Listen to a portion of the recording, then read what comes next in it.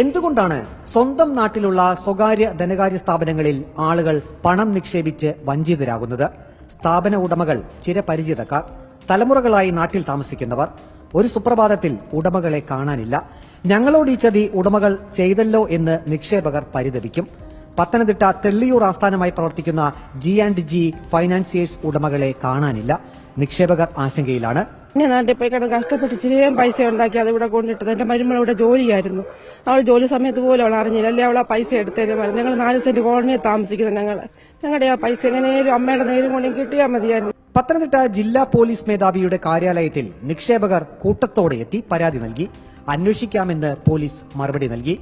ഈ കഴിഞ്ഞ ഡിസംബർ വരെ ഉണ്ടായിരുന്നു. ജനുവരിയിലൊക്കെ നവംബർ ഡിസംബർ കാലത്ത് അവർ പതുക്കെ സ്റ്റോപ്പ് ചെയ്തു. ആദ്യം പലിശ കൊടുക്കണ്ടെന്നുള്ള ഒരു തീരുമാനമായിരുന്നു. പിന്നെ എല്ലാവരെയും കൂടെ അവിടെ വിളിച്ചു വരുത്തി. എന്നിട്ട് ഡിപ്പോസിറ്റ് മാത്രം 1% വെച്ച് മാസം തോറും കൊടുക്കാം. അപ്പൊ എല്ലാവരും ഒരുമാതിരി വില്ലിംഗ് ആയിരുന്നു. അതായത് 1,00,000 രൂപ വെച്ച് 10-80 മാസം കൊണ്ട് തന്നു തീർക്കാം. എങ്ങനെയും കാശ് കിട്ടിക്കോട്ടെ എന്ന് വെച്ചിട്ട് അന്ന് പകുതി പേരും അതങ്ങ് സമ്മതിച്ചു. പക്ഷെ പിന്നെ മനസ്സിലായത് അവര് താൽക്കാലികമായിട്ടൊരു ഇടവേള എടുത്തുകൊണ്ട് അവർക്ക് മുങ്ങാൻ വേണ്ടിയുള്ള ഒരു പ്രവൃത്തിയായിരുന്നു എന്നാണ് മനസ്സിലായത്. ഇപ്പൊ അന്വേഷിച്ചു കഴിഞ്ഞാൽ അവരെ എങ്ങും കിട്ടുന്നില്ല. അവരുടെ ഫോണെല്ലാം സ്വിച്ച് ഓഫ്, സ്റ്റാഫിന്റെയും ഫോൺ സ്വിച്ച് ഓഫ്. സ്റ്റാഫ് ആണെങ്കിലും യാതൊരു റെസ്പോൺസിബിലിറ്റി ഇല്ലാതെ പെരുമാറുന്നത്. ഓഫീസുകൾ ചിലതൊക്കെ അടച്ചു തുടങ്ങിയിട്ടുണ്ട്.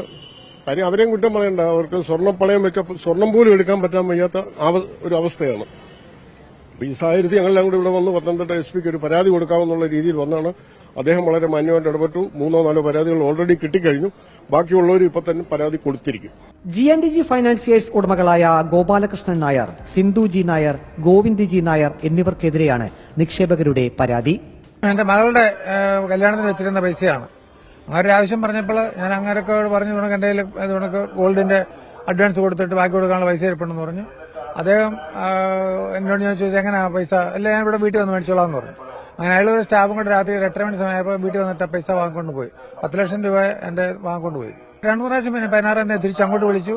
അയാൾക്ക് റിപ്ലൈ ഉണ്ടായില്ല. പിന്നെ എന്നെ തിരിച്ച് ഇങ്ങോട്ട് വിളിച്ചിട്ട് പറഞ്ഞു അത് ഫണ്ട് ശരിയായില്ല, അതുകൊണ്ട് അതുകൊണ്ട് എന്റെ മോടെ വിവാഹം നടക്കണ്ടേ എന്ന് ചോദിച്ചു. അങ്ങനെ കുറച്ച് കാര്യങ്ങൾ പറഞ്ഞതല്ല. 10 ലക്ഷം രൂപ ഞാൻ കൊടുത്ത് എന്നെ പരമാവധി ചതിച്ചു. ഞാനല്ല വേറെ വലിയ കാണുന്നതിൽ ആത്മഹത്യ ചെയ്യാതെ വേറെ മാർഗമൊന്നും ഉണ്ടാവില്ല. സുഹൃത്തുക്കളും പല ആൾക്കാരും എന്നെ സഹായിച്ചതുകൊണ്ട് ഞാൻ ഗോൾഡ് എടുത്തു. എന്റെ കുട്ടിയുടെ വിവാഹം മംഗളമായിട്ട് നടത്തി. ഞാൻ SP-ക്ക് ഞാൻ പരാതി അന്ന് തന്നെ കൊടുത്തിരുന്നു. പിന്നെ മകളുടെ വിവാഹം 17-ാം തീയതി തന്നെ കൊടുത്തിരുന്നു പരാതി. കോയിപ്പുറം പോലീസ് സ്റ്റേഷനിൽ കാര്യമായിട്ടുള്ള ഒരു പ്രതികരണം ഉണ്ടായില്ല. ജില്ലയിൽ 5 പോലീസ് സ്റ്റേഷനുകളിലായി 80 കേസുകൾ ഉടമകൾക്കെതിരെ രജിസ്റ്റർ ചെയ്തിട്ടുണ്ട്. വിശ്വാസവഞ്ചന, ചതി എന്നിവയ്ക്ക് പുറമെ സാമ്പത്തിക തട്ടിപ്പിനുള്ള ബഡ്സ് ആക്ട് കൂടി ചുമത്തിയാണ് കേസുകൾ രജിസ്റ്റർ ചെയ്തിട്ടുള്ളത്. ഒരാൾ ചെന്നിട്ട് ഗോപാലകൃഷ്ണൻ നായരുടെ കാല് പിടിച്ചിട്ട് 3 പ്രാവശ്യം കാല് പിടിച്ചിട്ട് പറഞ്ഞു, എങ്ങനെയെങ്കിലും എന്റെ മകളെ വിവാഹം കഴിച്ചയക്കാനാണ്, അവൾക്ക് പൈസ എത്രയും പെട്ടെന്ന് ഒരു പകുതിയെങ്കിലും നിങ്ങൾ തരണം, അല്ലെങ്കിൽ 4 ഇൻസ്റ്റാൾമെന്റ്. അങ്ങനെ ഓരോ ആഴ്ച അവധി കൊടുത്തു. കഴിഞ്ഞിട്ട് അദ്ദേഹത്തിൽ നിന്ന് ഒരു മറുപടിയും ഉണ്ടായിട്ടില്ല. കഴിഞ്ഞ 13-ാമത്തെ ആളത്ത് തെള്ളിയിൽ ഇവരുടെ വീടിന്റെ അടുത്തൊരു ഓഫീസിലൊരു മീറ്റിംഗ് കൂടിയായിരുന്നു. അന്ന് 14,500 ആൾക്കാർ കൂടി. അന്ന് അവർ 1% വെച്ചിട്ട് ഇത് കൊടുക്കാം എന്നാണ് പറഞ്ഞിരുന്നത്. അതിനുശേഷം ഇപ്പൊ 1% ഇല്ല, മുതലുമില്ല. ആളിപ്പോ ഇവിടെ ആണെന്നോട്ട് അറിയുന്നുമില്ല. ബ്രാഞ്ചുകളൊക്കെ ഓരോന്നോരോന്നായിട്ട് പൂട്ടിത്തുടങ്ങി. സ്ഥാപന ജീവനക്കാരും പരാതിയുമായി പോലീസിനെ സമീപിച്ചിട്ടുണ്ട്. ഉടമകൾ രാജ്യം വിടാനുള്ള സാധ്യതയുണ്ടെന്നും ലുക്കൌട്ട് നോട്ടീസ് ഇറക്കണമെന്നുമാണ് നിക്ഷേപകരുടെ ആവശ്യം. വീഡിയോ ജേർണലിസ്റ്റ് അജി കുടുംബനൊപ്പം reporter Praveen Purushothaman, in reporter, Pathanamthitta.